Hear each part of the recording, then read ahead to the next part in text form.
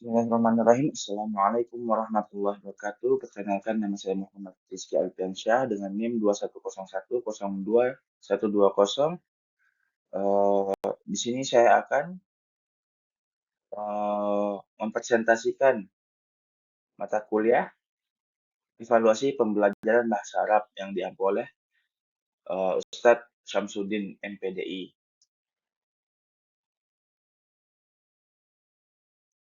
Yang pertama itu konsep pengukuran, penilaian, dan evaluasi pembelajaran. 1. Konsep pengukuran. Pengukuran dalam bahasa Inggris dikenal dengan kata measurement yang diartikan sebagai kegiatan yang dilakukan untuk mengukur sesuatu, yakni membandingkan sesuatu dengan kriteria atau ukuran tertentu atau proses pemasangan fakta-fakta suatu objek ukur dengan satuan ukuran tertentu.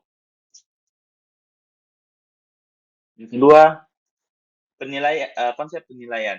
Penilaian dalam bahasa Inggris dikenal dengan kata assessment yang diartikan menilai sesuatu atau dapat diartikan sebagai proses menentukan nilai suatu objek. Yang ketiga, konsep evaluasi.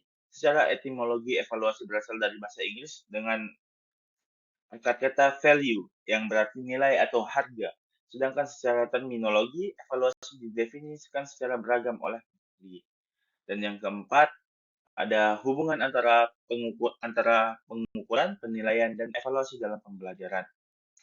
Berdasarkan penjelasan dari ketiga istilah tersebut, maka dapat disimpulkan bahwa antara ketiga istilah pengukuran, penilaian, dan evaluasi memiliki ketertarikan satu sama lain, di mana pengukuran dan penilaian merupakan suatu rangkaian dan kegiatan evaluasi pendidikan atau dengan kata lain bahwa kegiatan evaluasi tidak mungkin dapat dilakukan tanpa didukung dengan data yang diperoleh melalui kegiatan pengukuran dan penilaian. Baik, kita lanjut.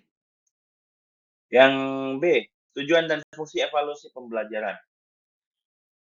Pertama, tujuan evaluasi pembelajaran itu untuk menghimpun bahan-bahan keterangan sebagai mengenai perkembangan atau kemajuan yang dialami siswa setelah mengikuti pembelajaran dalam waktu tertentu. B. Untuk mengetahui tingkat efektivitas dari metode-metode pengajaran yang telah dipergunakan dalam proses pembelajaran dalam jangka waktu tertentu. C. Motivasi siswa untuk memperbaiki dan meningkatkan prestasinya. D. Untuk mencari dan menemukan faktor-faktor penyebab keberhasilan dan ketidakberhasilan peserta didik. 2. Fungsi evaluasi pembelajaran. Yang pertama, bagian A, fungsi instruksional. Dengan evaluasi formatifnya, evaluasi dapat berfungsi sebagai umpan balik atau feedback bagi siswa untuk memperbaiki proses belajarnya dan juga umpan balik bagi guru untuk memperbaiki proses mengajarnya. B. Fungsi administratif hasil evaluasi pembelajaran dapat berfungsi sebagai bahan pemberian laporan kepada orang tua atau pihak-pihak yang berkepentingan. Selain itu, hasil evaluasi pembelajaran juga dapat menjadi dasar bagi kenaikan kelas, pemilihan siswa berprestasi, pemilihan siswa untuk mengikuti program tertentu, atau sebagai dasar untuk melanjutkan ke jenjang pendidikan yang tinggi. C. Fungsi diagnostik. Hasil evaluasi memiliki diagnostik, yaitu mengidentifikasi masalah atau kesulitan yang dialami siswa dan sekaligus berfungsi untuk merencanakan tindak lanjut berupa upaya-upaya pemecahan masalah sesuai dengan masalah atau kesulitan yang telah teridentifikasi. C. Objek evaluasi pembelajaran. Salah satu objek evaluasi hasil pembelajaran adalah siswa sebagai pihak yang menjadi peserta pembelajarnya, mengacu pada penilaian Benjamin S. Bloom tentang taksonomi tujuan pembelajaran. Tujuan yang harus dicapai oleh siswa meliputi perubahan pada domain kognitif, afektif, dan psikomotorik. Masing-masing domain tersebut kemudian dibagi lagi menjadi beberapa ranah sebagaimana uraian di bawah ini. Yang pertama, domain kognitif berkaitan dengan pemahaman sehingga proses pembelajaran diharapkan mampu merubah pemahaman siswa lebih tinggi sesuai dengan pokok pembahasannya. 2. Ranah afektif. Menurut Bloom dan Cradwell dalam Tuti Sukamto, domain afektif menekankan pada perasaan, emosi, apresiasi, pertimbangan suatu nilai, dan tingkat penerimaan atau penolakan terhadap sesuatu. Dan yang ketiga adalah ranah psikomotorik. Domain ini berhubungan dengan kemampuan melakukan, menggerakkan, dan mengkoordinasikan gerakan atau berhubungan erat dengan tindakan otot yang menyebabkan timbulnya gerakan pada tubuh. Yang terakhir, atau yang D, prinsip-prinsip evaluasi pembelajaran.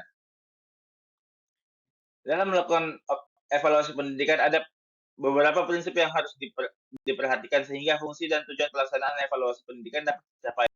Satu, objektivitas atau objectivity. Prinsip objektivitas maksudnya bahwa dalam evaluasi pendidikan hasilnya harus didasarkan pada kemampuan siswa secara objektif, sehingga guru tidak boleh melibatkan perasaan atau faktor lain dalam menilai siswa. Dua, komprehensif.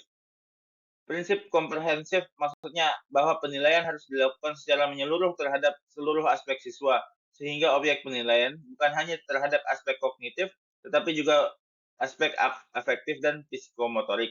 Tiga, transparansi. Prinsip transparansi maksudnya bahwa penilaian harus dilakukan secara terbuka, baik dalam proses penilaiannya maupun dalam penyampaian hasil penilaiannya. Implementasi dari prinsip ini bahwa guru seharusnya menuliskan bobot pada masing-masing soal atau masing-masing item penilaian setelah menyampaikan hasil penilaian kepada siswa sehingga siswa tahu di mana kesalahan dari jawabannya. 4. Koherensi. Prinsip koherensi maksudnya bahwa dalam proses penilaian harus memiliki kesesuaian antara soal sebagai alat evaluasi dengan seluruh unsur dalam proses pembelajaran seperti tujuan pembelajaran, materi pembelajaran, metode pembelajaran, dan media pembelajaran. Implementasi dari prinsip ini bahwa evaluasi pembelajaran merupakan satu kesatuan dari sistem pembelajaran sehingga memiliki keterkaitan dengan tujuan, materi, metode, media, dan sumber pembelajaran. 5. Kontinuitas. Prinsip kontinuitas maksudnya bahwa evaluasi pendidikan harus dilaksanakan secara berkeseimbangan, tidak insidental, terencana, dan sistematis. 6. Berkeadilan. 15. Prinsip berkeadilan maksudnya bahwa dalam pelaksanaan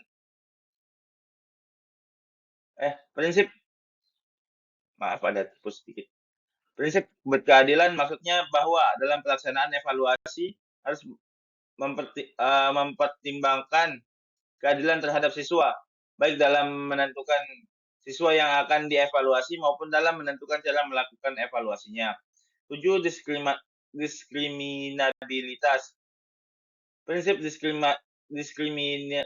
diskriminabilitas maksudnya bahwa hasil evaluasi harus dapat membedakan antara siswa yang pintar dengan siswa yang bodoh, atau antara siswa yang mampu dengan yang tidak mampu menyerap materi. 8. Akuntabilitas. Prinsip akuntabilitas maksudnya bahwa hasil evaluasi pendidikan dapat dipertanggungjawabkan kepada pihak-pihak yang berkepentingan atau stakeholders sebagai output pendidikan. 9.